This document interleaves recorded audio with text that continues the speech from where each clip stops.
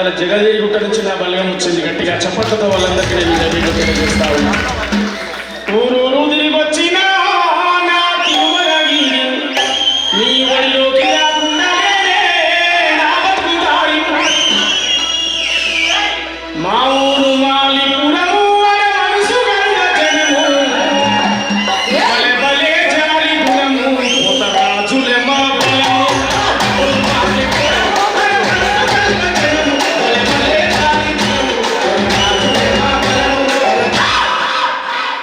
నీతికి మారు పేరు శివయ్య తాత చూడు మీ ఖ్యాతిని నలు దిశలా చాటుతాము నేడు. మా ఊరు మాలిపురము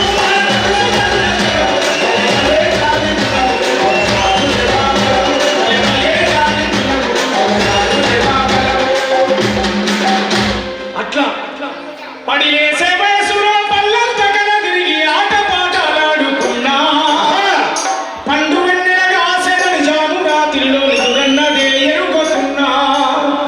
అవ్వాయి విడిసి తోటి పిల్లల కలిసి ముత్యాలమ్మ పండ కాడ ఈత పల్లెలు చూసి రాళ్ళతోని కొట్టి రాలుతుంటే మురిసిపోయినా.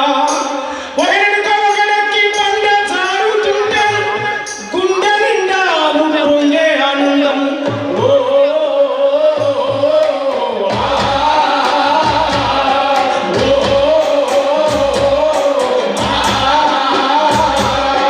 మల్లే నా పల్లె తల్లి నువ్వు యాదికొస్తే మనసు మురిసినట్టున్నది. మల్లే నా పల్లె తల్లి మల్లే నా పల్లె తల్లి నువ్వు యాదికొస్తే మనసు మురిసినట్టున్నది. మల్లే నా పల్లె తల్లి. అట్లాంటి ఆ పోరాట పాట రాసి ఇవాళ 25 సంవత్సరాలు సార్. ఇవాళ మా కోమటిరెడ్డి రాజన్నకు ఒకటే మీ ద్వారా విజ్ఞప్తి చేస్తా ఉన్నా. 3 దశాలుగా సాగిన ఈ సాంస్కృతిక ఉద్యమంలో దాదాపు 25 సంవత్సరాలుగా రికార్డెడ్గా నేను రాసిన పాటలు. అంతకుముందు 2-3 సంవత్సరాలు గ్రామంలో మా కడారి లింగే తాత నాయకత్వంలో డప్పు కొట్టి గాలి గజ్జగట్టి పాట పాడిన సందర్భం ఉంది. తిరుమలగిరికి వచ్చిన తర్వాత మా కందుకూరి కొండన్న, మా పెద్దపురం యాదన్న, మా తాతల వాళ్ళు వారి నాయకత్వంలో ఈ వేదిక మీదకి వచ్చిన రాయి కృష్ణ, వసంతక్క, విమలక్క, మందుల విజయక్క, చైతన్యక్క అనేక మంది నా ఆడబిడ్డల నాయకత్వంలో చిన్నోడు మన తమ్ముడిగా పనిచేశాను సార్. ఆ రోజు గాలి గజ్జగట్టి బల్బు వేసుకొని సంకర డప్పేసుకొని స్టార్ట్ అయిన పాట ఇవాళ రాజన్న పక్కన రాజన్న బిడ్డగా రాజన్న తమ్ముడిగా కూర్చోబెట్టే పరిస్థితికి తీసుకొచ్చింది సార్. ఆ పాట గొప్ప చరిత్ర ఉంది సార్. ప్రతి సందర్భంలో పాటలు బాగా త్యాగాలు చేసింది సార్ మీ బిడ్డడి బాగా. కానీ ఎక్కడ అనుభవించింది లేదు సార్. కానీ పాటలు పాడిస్తుండ్రు పదవులు రాగానే మమ్మల్ని వదిలేస్తుంది సార్. దండమంతా సభాముఖంగా చెప్తా ఉన్నాను. నేను అనల్లా అవుతా అనల్లా అవుతా మీరు తప్పుపట్టద్దు సార్.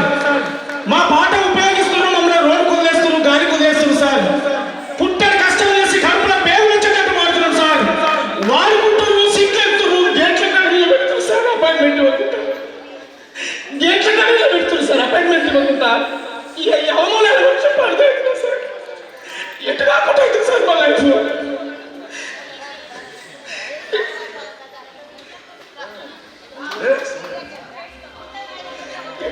నువ్వు ఇప్పుడు కరెక్ట్ పర్సన్ చేతిలో పడ్డా. ఇప్పుడు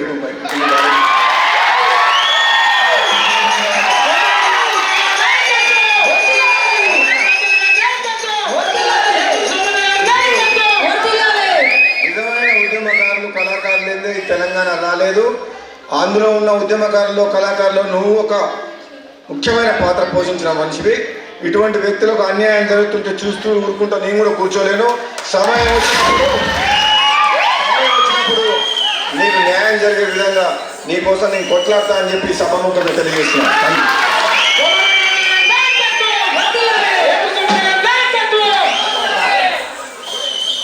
ఏ పోరాటాలు చేయని వాళ్ళు, ఏ త్యాగాలు చేయని వాళ్ళు సాంస్కృతిక సారథిలో ఉద్యోగం అని ఇస్తే 25,000 జీతం ప్రకటిస్తే ఈ జీతం కోసం నేను పనిచేసింది నేను గంటగా